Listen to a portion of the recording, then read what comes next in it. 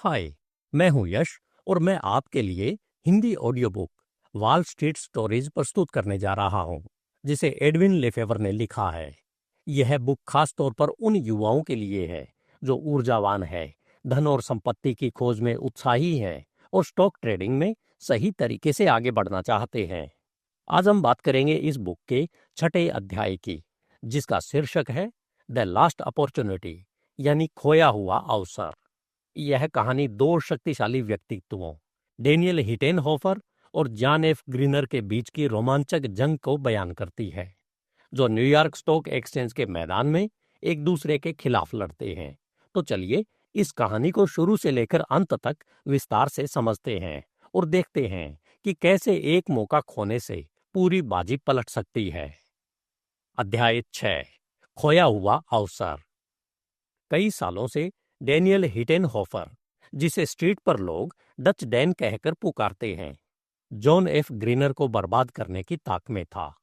Dutch Dan एक विशालकाय, गोरे बालों वाला, लाल नाक और तेज आवाज वाला इंसान था। उसकी नीली आंखें खुली और स्पष्ट थी, थोड़ी जुझारू और गर्दन एक पहलवान की तरह मोटी थी। दूसरी तरफ जॉन एफ ग्रीनर एक छोटे कद का, सांवला, काले बालों वाला और चीखती हुई आवाज का मालिक था। उसकी भूरी आंखें चालाकी से भरी थी और माथा बहुत ऊंचा था। दोनों न्यूयॉर्क स्टॉक एक्सचेंज के सदस्य थे, लेकिन ग्रीनर को फ्लोर पर कभी नहीं देखा जाता था।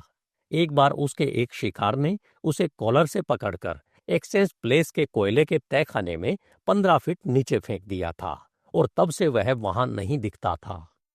ग्रीनर का तरीका कुछ ऐसा था जैसे एक अजगर अपने शिकार को पहले कुचलता है ताकि उसे आसानी से निगल सके।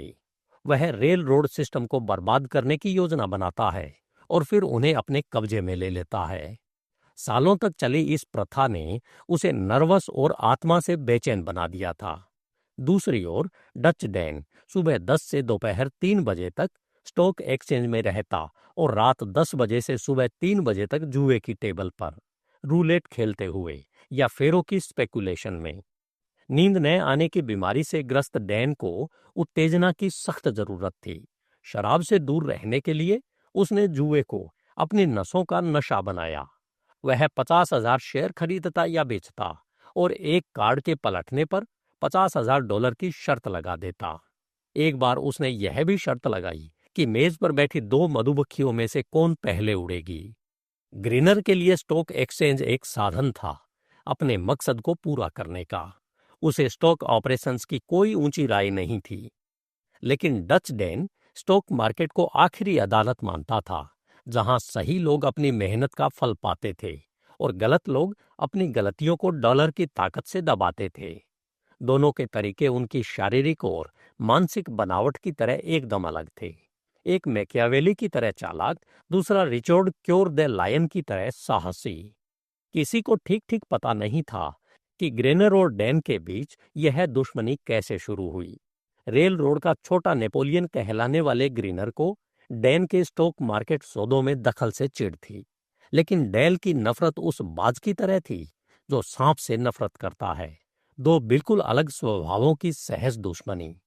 कई लोगों ने ग्रीनर को तबाह करने की कोशिश की, लेकिन ग्रीनर हर बार और अमीर होता गया। सैम शार्प नाम का एक शख्स एरिजोना से $1,20,00,000 लेकर आया था ताकि ग्रीनर जैसे वित्तीय गिद्धड़ों को सबक सिखाए। लेकिन ग्रीनर ने उससे कोई नया सबक नहीं सीखा। हाँ, शार्प को हर महीने $500,000 का नुकसान जरूर हुआ। फिर शार्प ने डैन के साथ हाथ मिलाया और दोनों ने ग्रीनर पर हमला बोला। ये दोनों कुशल स्टॉक ऑपरेटर थे, बेहद अमीर और वित्तीय डर से परे। अगर वह पुराना शानदार युग था तो वे ग्रीनर को टुकड़े टुकड़े कर उसका भुना हुआ दिल थाली में परोसते। लेकिन 19वीं सदी में उन्हें उसकी आंसुओं से भरी दौलत छीनने की कोशिश करनी पड़ी। उन्होंने अपनी 7-8 मिलियन की संपत्ति को 10 तोपों के गोलों में बांटा और एक के बाद एक ग्रीनर पर दागे। ग्रीनर पहले, दूसरे और तीसरे गोले से बच गया, लेकिन चौथे ने उसकी टांग तोड़ी और 5वें ने उसकी सांसें रोक दी। स्ट्रीट ने तालियां बजाई और ग्रीनर के स्टॉक्स को शॉर्ट करने लगी, लेकिन छठे गोले से पहले ग्रीनर ने विल्बर वाइज को बुलाया, एक कंजूस दिल, और 30 मिलियन नगद वाला व्यक्ति। सरकारी बॉन्ड्स की मजबूत दीवार ने ग्रीनर को बचा लिया। डैन और शार्प ने हमला बंद किया, अपने गोले समेटे और ग्रीनर के गिराए कुछ छोटे रेल रोड उठा लिए। शार्प डर्बी जीतने इंग्लैंड चला गया और डैन लॉन्ग ब्रांच में हर रात $10,000 हारने वाला फेरो खेलने लगा। कुछ महीनों की शांति के बाद जंग फिर शुरू हुई। ग्रीनर अपने स्टॉक्स, खासकर फेडरल टेलीग्राफ कंपनी को बुल करना चाहता था, यानी कीमत बढ़ाना। डैन ने हर बार शॉर्ट सेलिंग कर उसकी राह रोकी। 4 बार ग्रीनर ने कोशिश की और चारों बार डैन ने उसे रोक दिया।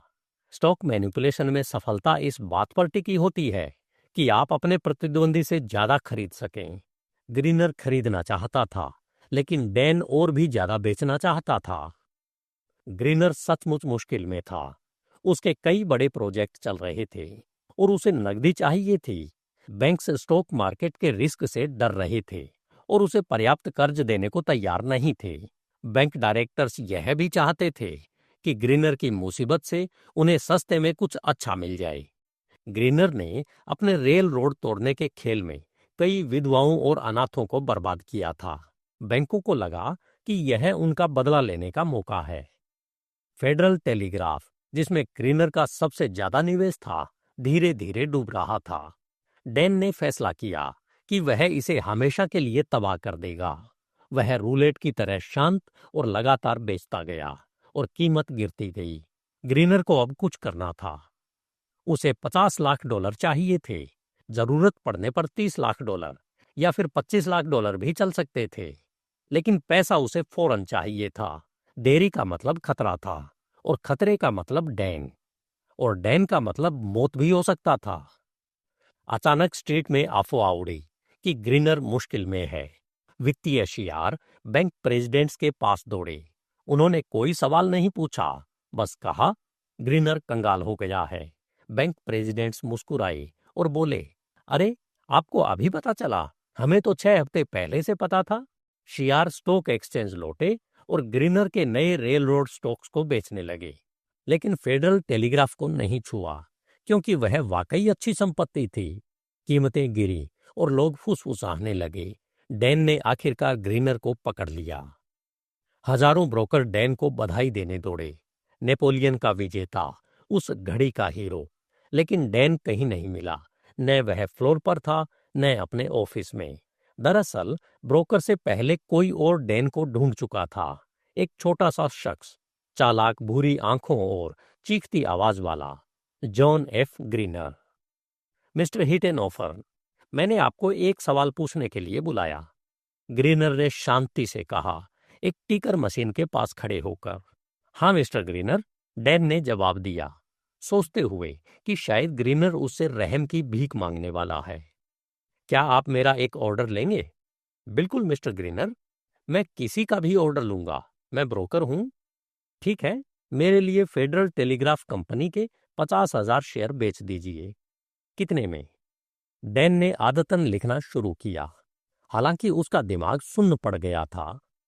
जो सबसे अच्छी कीमत मिले। स्टॉक अभी 91 पर है। ग्रीनर ने टेप देखते हुए कहा। ठीक है। दोनों एक दूसरे को देखते रहे। डैन की आंखों में धमकी और ग्रीनर की आंखों में शांति। फिर डैन ने कहा, गुड मॉर्निंग, और ग्रीनर ने सिर हिलाकर उसे विदा किया। डैन स्टॉक एक्सचेंज की ओर भागा। दरवाजे पर उसे उसका पार्टनर स्मिथ मिला। बिल, ग्रीनर ने मुझे 50,000 फेडरल टेलीग्राफ शेयर बेचने का ऑर्डर दिया है। क्या? स्मिथ हक्का बक्का रह गया। हाँ, उसने मुझे बुलाया, पूछा कि क्या मैं उसका ऑर्डर लूंगा। मैंने हाँ कहा और उसने ये ऑर्डर दे दिया। डैन, तुमने उसे पकड़ लिया। तुमने उसे वाकई पकड़ लिया। स्मिथ खुशी से चिल्लाया। मैं अपने 20,000 शेयर पहले कवर करूंगा और बाकी को सबसे अच्छे दाम पर बेचूंगा।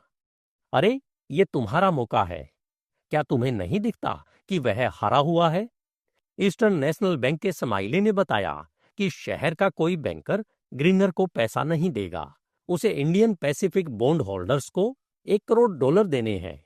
वह फंस गया है। बिल, हम ग्रीनर के साथ वैसे ही पेश आएंगे जैसे किसी और ग्राहक के साथ, डैन ने कहा। लेकिन स्मिथ ने विरोध शुरू किया। चिंता मत करो, मैं उसे अभी भी पकड़ लूंगा।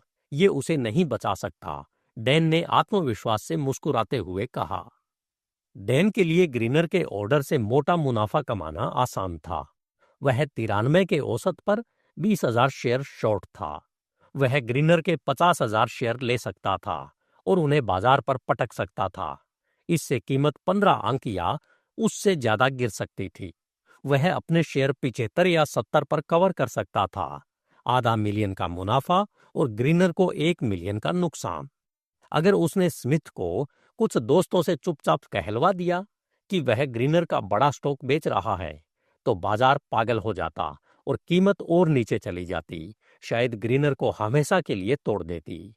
क्या ग्रीनर ने अपने दुश्मन को ऑर्डर देकर जिंदगी की सबसे बड़ी गलती कर दी थी? डैन फेडरल टेलीग्राफ पोस्ट पर पहुंचा, जहां 20 पागल ब्रोकर चिल्ला चिल्लाकर कीमतें बोल रहे थे। उसने 20 ब्रोकर्स को हजार शेयर बेचने का ऑर्डर दिया और खुद भी एक ब्रोकर के जरिए इतने ही शेयर लिए। अगले दिन उसने खुद 20,000 शेयर बेचे और तीसरे दिन आखिरी 10,000। ट्रीड को लगा कि यह उसकी अपनी बिक्री है। शॉर्ट स्टॉक, यानी ऐसा स्टॉक जो उनके पास नहीं था और जिसे वह बाद में सस्ते में खरीदने की उम्मीद रखता था। शॉर्ट सेलिंग का असर लॉन्ग स्टॉक जितना नहीं होता, क्योंकि शॉर्ट सेलर को बाद में स्टॉक वापस खरीदना पड़ता है, जिससे कीमत पर ऊपर का दबाव बनता है। डैन को ग्रीनर के 50,000 शेयरों के लिए औसतन $86 प्रति शेयर मिले। स्ट्रीट को लगा कि डैन बहुत लापरवाह हो गया है। ग्रीनर चालाक है, शॉर्ट इंटरेस्ट बहुत ज्यादा है और स्क्वीज का खतरा बड़ा है। इसलिए उन्होंने फेडरल टेलीग्राफ को नहीं मारा, बल्कि कई चतुर ट्रेडर्स ने इसे ग्रीनर की चाल समझकर स्टॉक खरीद लिया। $43 लाख लेकर ग्रीनर ने अपनी दूसरी मुश्किलें सुलझाईं और अपने प्लान पूरे किए। एक स्टॉक ब्रोकर की पेशेवर ईमानदारी पर भरोसा करना उसका रिस्क भरा लेकिन जीत का दांव था। इससे वह एक बड़े रेल रोड सिस्टम का मालिक बना। डैन के बाद के हमले बेकार गए। ग्रीनर ने मौका बनाया था और डैन ने मौका खो दिया था। यह थी खोया हुआ अवसर की कहानी। दोस्तों, इस अध्याय में हमें सीख मिलती है कि स्टॉक मार्केट में सिर्फ पैसा या चालाकी ही काफी नहीं, ईमानदारी, रणनीति और सही समय पर सही फैसला भी उतना ही जरूरी है। अगले अध्याय में मिलते हैं एक नई कहानी के साथ।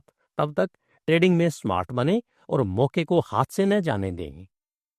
धन्यवाद। HindiAudiobook.com। आपका दिन शुभ हो।